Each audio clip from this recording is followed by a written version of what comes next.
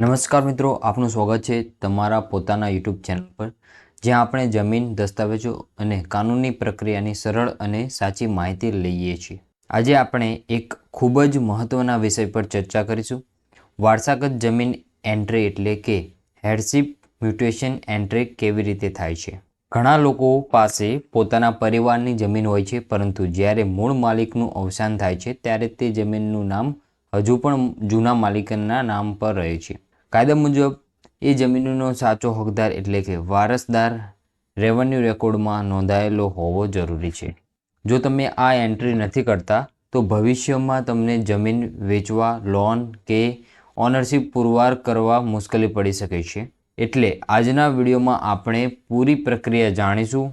વારસાગત એન્ટ્રી એટલે શું, ક્યારે કરવાની પડે, કયા દસ્તાવેજો જરૂરી છે, કેવી રીતે ઈ ધારા કેન્દ્ર કે તલાટી ઓફિસમાં અરજી કરવી અને અંતે સારવાર તથા 8A ના નામ કેવી રીતે અપડેટ થાય છે. તો પહેલી આપણે વાત કરીએ તો વારસાગત એન્ટ્રી શું છે. ચાલો સમજીએ હેરશિપ એન્ટ્રી એટલે શું.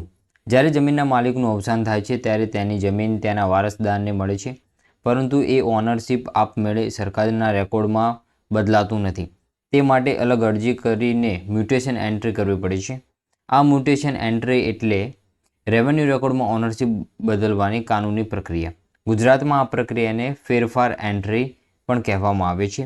ઉદાહરણ તરીકે, જો તમારા પિતાના નામે જમીન હતી અને તેમના અવસાન પછી તે જમીન તમને મળવી જોઈએ, તો તમારે તલાટી કચેરી જઈને વારસાગત મ્યુટેશન માટે અરજી કરવી પડે છે. પછી સરકાર ચકાસણી કરીને રેકોર્ડમાં તમારું નામ દાખલ કરે છે. વારસાગત એન્ટ્રી કેમ કરવી જરૂરી છે. ઘણા લોકો વિચારે છે કે જમીન તો મારી છે જ, એન્ટ્રીની શું જરૂર. પણ મિત્રો, કાયદેસર રીતે જમીન ત્યારે જ તમારી ગણાય છે જ્યારે તમારું નામ 7/12 નકલમાં લખાયેલું હોય.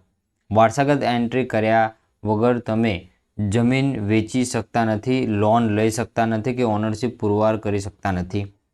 બેન્કો, કોર્ટ અને રેવન્યુ વિભાગ ફક્ત એ જ માલિકને કાયદેસર ગણશે જેનું નામ રેકોર્ડ ઓફ રાઇટ 7/12માં દાખલ છે.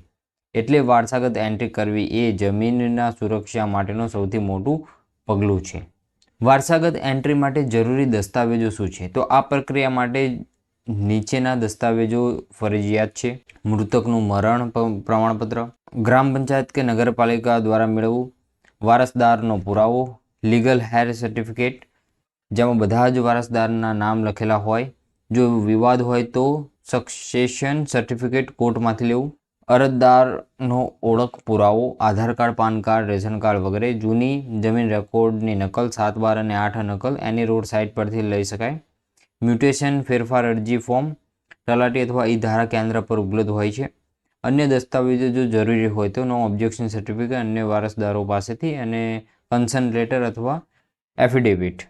આ દસ્તાવેજો તૈયાર થયા પછી તમે અરજી કરવા જઈ શકો છો. અરજી કરવાની પ્રક્રિયા. તો ચાલો સમજીએ હવે મુખ્ય ભાગ, હેરશિપ એન્ટ્રી કેવી રીતે કરવી. સ્ટેપ 1, ઈ ધારા કેન્દ્ર શોધો. તમારું જે તાલુકો, ગામનું ઈ ધારા કેન્દ્ર અથવા તલાટી ઓફિસ હોય ત્યાં તે જાઓ. સ્ટેપ 2, ફોર્મ મેળવો. મ્યુટેશન એન્ટ્રી ફોર્મ ઇનહેરિટન્સ નામનું ફોર્મ લો. એમાં નીચેની વિગતો લખો: મૃતકના નામ, સર્વે નંબર, ખાતા નંબર, ગામ, તાલુકો, જિલ્લો, વારસદારના નામ અને સંબંધ અને સંપર્ક. સ્ટેપ 3, દસ્તાવેજો જોડો. તમે બધા પુરાવા સાથે અરજી ફાઇલ સબમિટ કરો. સ્ટેપ 4, એન્ટ્રી નંબર મેળવો.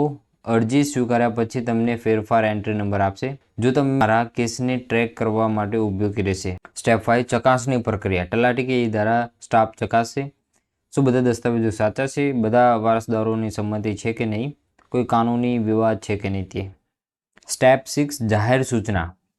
ચકાસણી પછી 30 દિવસ માટે જાહેર સૂચના પાડવામાં આવે છે. જો કોઈ વિવાદ કે દાવો આવે નહીં તો એન્ટ્રી માન્ય ગણાય છે. Step 7, approval and update.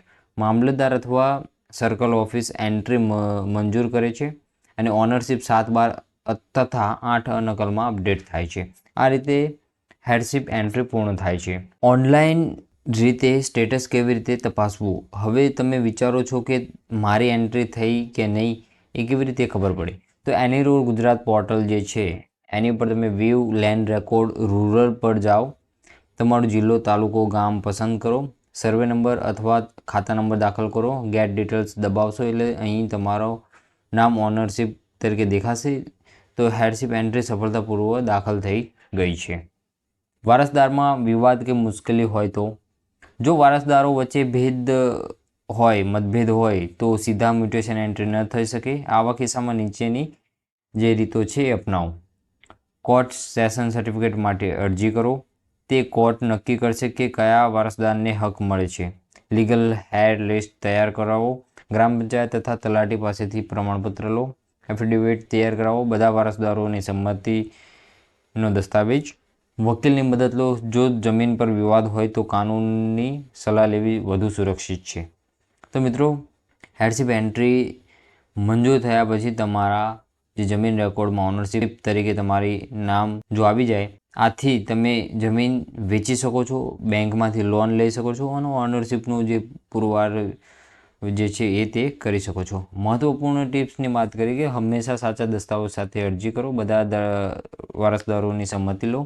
કોઈ એજન્ટને પૈસા આપતા પહેલાં માહિતી ચકાસો. મ્યુટેશન નંબર અને એપ્રુવલ કોપી સાચવી રાખવો. દરેક 7 વાર અપડેટ પછી એનરોલ પરથી નકલ ડાઉનલોડ કરો.